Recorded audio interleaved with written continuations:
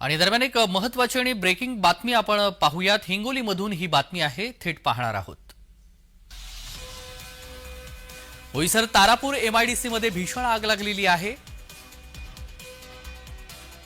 Chemical कारखान्याला ही भीषण आग लागलेली आहे। बोईसर तारापूर एमआयडीसी मध्ये ही भीषण आग लागली आहे। केमिकल कारखान्याला भीषण आग लागलेली आहे। सालवड शिवाजीनगर परिसरातील ही घटना आहे। अग्निशमक दल घटनास्थळी दाखल झाल्याची माहिती आहे। पालघरमधली ही बातमी आहे। आगी संदर्भातील बोईसर तारापूर एमआयडीसी मध्ये भीषण आग लागलेली आहे। केमिकल कारखान्याला भीषण आग लागली आहे। सालवड शिवाजीनगर परिसरातील ही घटना असून अग्निशमक दल घटनास्थळी दाखल झालेले आहेत। सालवड येथे ही भीषण आग लागलेली आहे। ही आगीची दृश्य आपण पाहतोय। पालघरमधली ही घटना आहे। बोईसर तारापूर एमआयडीसी मध्ये ही भीषण आग लागलेली आहे। आगीचे लोळ आपण पाहतोय। मोठ्या प्रमाणामध्ये आगीनं रौद्ररूप धारण केलेलं आहे। बोईसर तारापूर एमआयडीसी मध्ये भीषण आग लागलेली आहे। केमिकल कारखान्याला ही भीषण आग लागलेली आहे।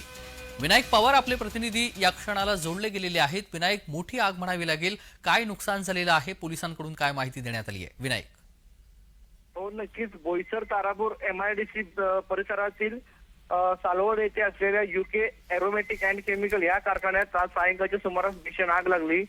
या आगीमध्ये शेजारील असलेल्या 5 कंपन्या बक्षस्थानी आलेल्या आहेत। या आगीचे लोळ आणि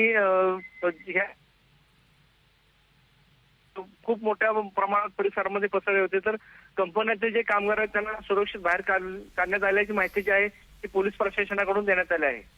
अगदी विनायक, मोठी आग आहे। आजूबाजूच्या परिसराला या आगीमुळे काही नुकसान झालंय का, याची काही माहिती कळतीये का?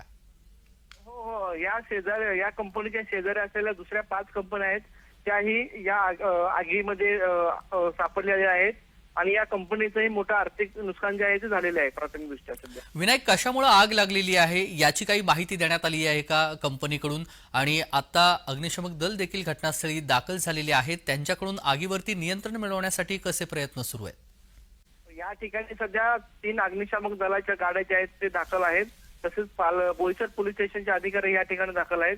आग काय प्राथमिक अंदाज अजून प्रशासनाकडून देण्यात आलेला नाहीये, परंतु ही जी फॅक्टरी आहे ती केमिकलची फॅक्टरी असल्याने या ठिकाणी हा जो रिएक्टरचा स्फोट आहे तो झाल्याची शक्यता ती वर्तवली जात आहे। अगदी विनायक, ह्या कंपनीमध्ये काम करणाऱ्या कर्मचाऱ्यांना ह्या आगीमुळे काही दुखापत झाली आहे का, कोणी जखमी झाले आहे का, याबाबतची काही माहिती आहे? सध्या तरी माहिती मिळते आहे की कामगारांना सुरक्षित स्थळी बाहेर काढण्यात आलं आहे, परंतु काही कामगार आहेत ते मध्ये अडकल्याची माहिती मिळत आहे, समोर येते। अगदी विनायक, बोईसर तारापूर एमआयडीसी मोठी आहे। याआधी अशा पद्धतीच्या घटना या ठिकाणी घडलेल्या आहेत का, आणि जर घडल्या असतील तर मग त्यानंतर त्यांनी कंपनीनं काय ऍक्शन घेतली आहे, की ही पहिलीच वेळ आहे की ज्यावेळी ही आग लागली आहे?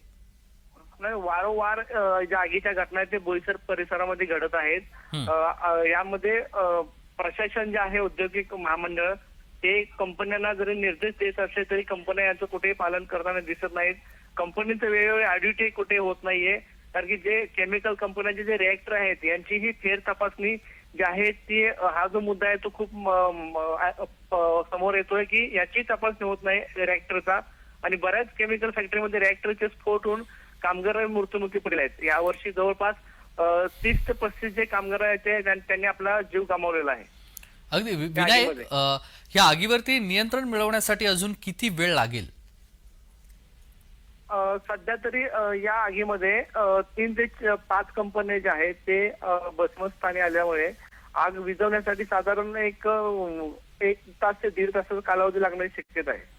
अगदी धन्यवाद विनायक, आपण दिलेल्या सविस्तर माहितीसाठी। बातमी संदर्भातील अपडेट आपल्याकडून वेळोवेळी जाणून घेऊ।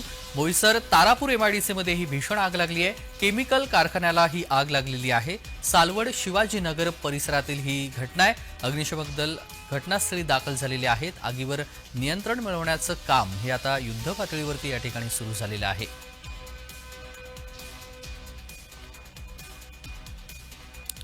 पालघरमधील बोईसर तारापूरमध्ये एमआयडीसी कंपनी आहे, केमिकल कारखाना आहे, आणि ह्या केमिकल कारखान्याला आग लागलेली आहे। याआधी देखील अनेक वेळा या ठिकाणी आग लागल्याच्या घटना समोर आलेल्या आहेत, मात्र कंपनी प्रशासन या विरोधात काही ठोस पावलं उचलत नाहीये। त्यामुळे अशा आग लागण्याच्या घटना नेहमी या ठिकाणी घडत आहेत।